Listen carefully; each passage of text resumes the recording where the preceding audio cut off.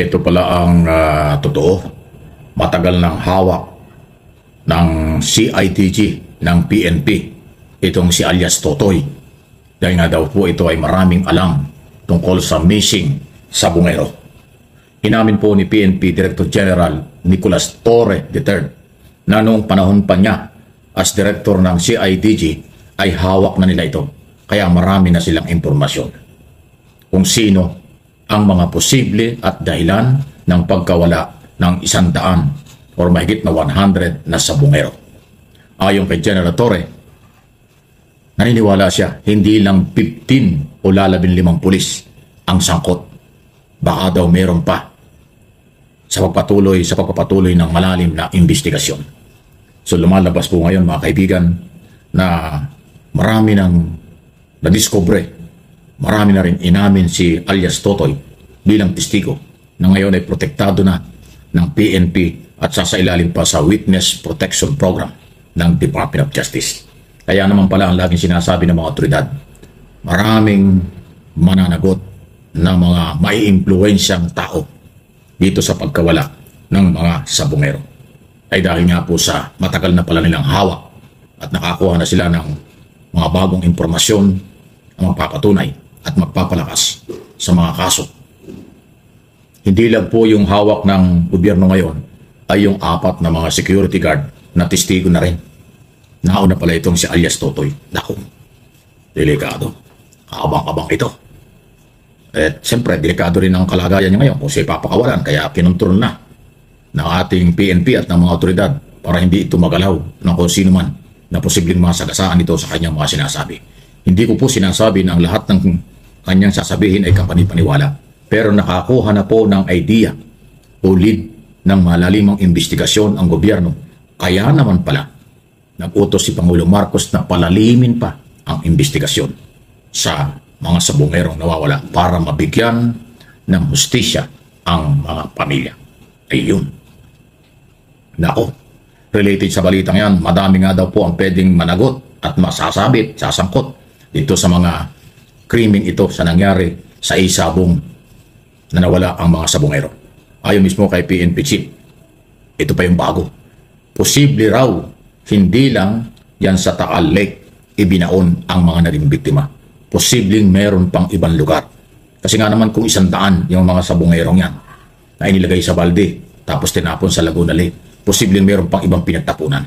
Kaya kailangan pa ang malalim na pagsusuri at nangangalap pa rin sila ng ibang testigo na magpapatunay at makapagtuturo kung saan ibinaon, saan itinapon ang mga sabungero. Napakasakit nito sa pamilya. Dati missing lang, ngayon ay pinag-uusapan, ibinaon, itinapon sa kung saan-saan.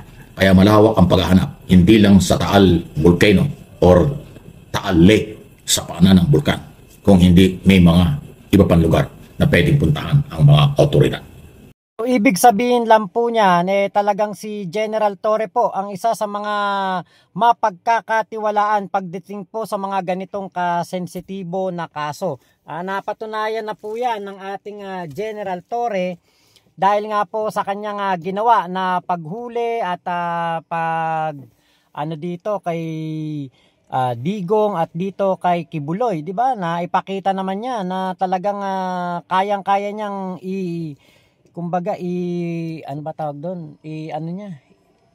kayang-kaya niyang gampanan ang lahat ng pagpapatupad ng batas. Kaya ang huhulihin ay dating presidente, kaya ang huhulihin ay ang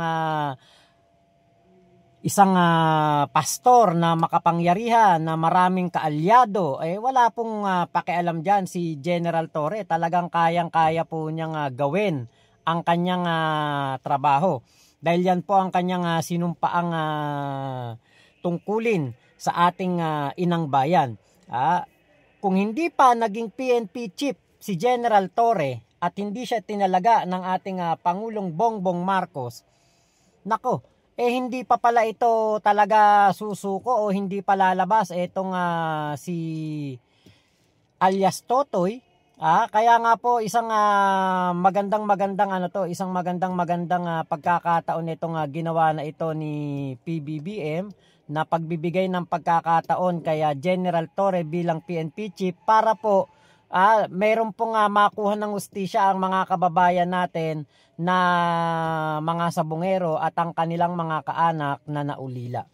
'Di ba? So yan po ang talagang kumbaga milestone ng isang administrasyon ni PBBM, ang magkaroon ng isang General Torre na yung tiwala, kumpiyansa ng taong bayan ay na kay General Torre, na kung saan ultimo mga suspect may mga alam sa mga sensitibong kaso na ito ay lumalabas para po mabigyan ng hustisya ang mga sabungero.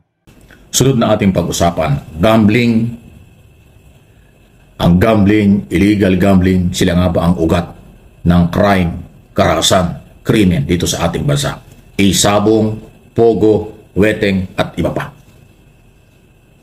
Yan po yung lumalabas ngayon. Dahil kasi dito sa mga sugal na ito, gambling na ito, puro pera.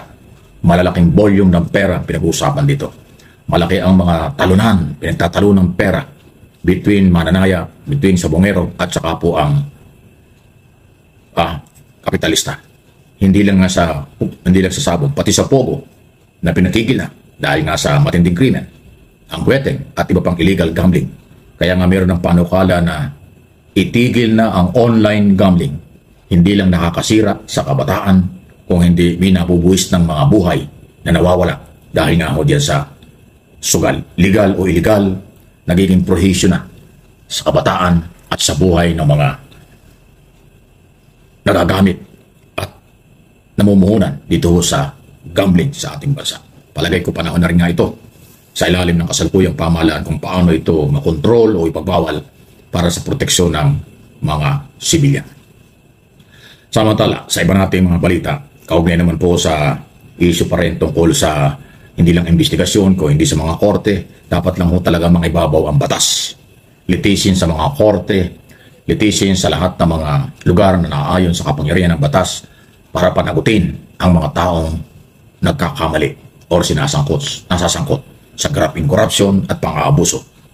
Kasi alam niyo yung issue sa impeachment, hindi po ito talaga matatapos hanggat hindi po nakikita ng mamamayan ang mga dokumento, testigo at ebidensya. Hindi mawawala ang isyong ito kung i-dismiss without trial ng mga kapanalig na senador ng kampo ni Duterte. Kasi hindi yung trabaho ng Senado ang mag-dismiss ng kaso. Ang kanila ay try and decide after nga po makita nila, after ang trial at makita ang ebidensya. Pabor man o hindi ang mga senador judge, wala silang karapatan na i-dismiss without trial. Yun po ang pinangangalagdakan talaga ng batas at ng ating mga law expert at constitutionalist gumawa ng saligang batas. Pero nagiging matinding debate lang ito dahil kasi kung yung mga gulita, mayroong ilang mga senador na hindi sumasagot. May mga ibang senador parang ayaw makialam. At pinapaubayan na lang nila sa tagapagsalita o mismong si Senador Chis Escudero as Senate President. Yung iba tahimik. Pero dahil nga po sa kanilang mga galaw na tila nag-uusap sila lang, ay yung kanilang katahimikan ay parang admission na rin ng kanilang suporta at paniniwala na kung ano sinabi ng kanilang Senate President, yun ang mangyayari. Yun din ang nakakalungkot. Dapat kasi independent sa lahat ng issue ang mga senador, judges. Maging independent sila sa issue ng Senate Presidency, maging independent sila sa kanilang mga trabaho, maging independent sila bilang senador judges, at maging independent sila para ipaglaban ang saligang batas at impeachment rules na hindi pwede ang dismissal without trial. Kasi hindi yan matatanggap ng mamamayang Pilipino. Dahil gusto ng mga Pilipino na kumpena at kinakatawan ng mga congressman, 225, 200, ilang ba yan? Mahigit na 200 congressman ang signatory at nag-endorse ng article of impeachment against Sara Duterte. Sir Mike, ako po talaga pabor na pabor din diyan sa na yan, sa pagpapatigil ng mga online na games na yan. Kung gusto talaga ng isang tao, ng isang Pilipino na maglaro, 'di ba? Pumunta siya dun sa casino. Pero, 'di ba, kung yan po ay kumbaga kung yan po ay ma-access lang sa isang cellphone na kahit sino ay pwedeng magka-cellphone na ngayon actually 'di ba kahit nga po mga 'di ba mga high school Kahit nga elementary, may mga cellphone, di ba?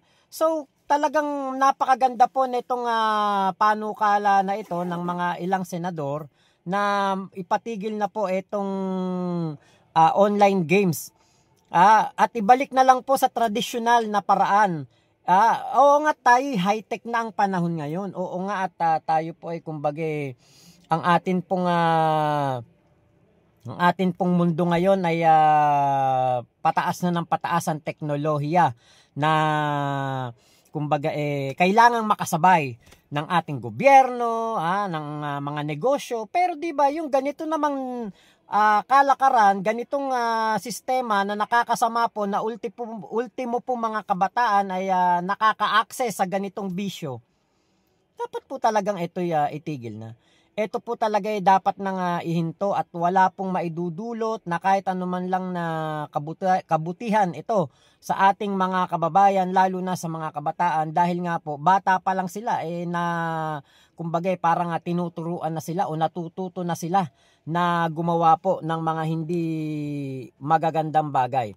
'Di ba? So tama lang po talaga na ito po ay ipahinto na, ipatigil na, ipasara na para po matigil na rin ang mga krimen na kaakibat nito, dahil katulad noon merong tatay na na nagnakaw ng tip box na may halagang lamang halagang 12,000 pesos. O ano ginawa? Pinang online games. Pinansugal.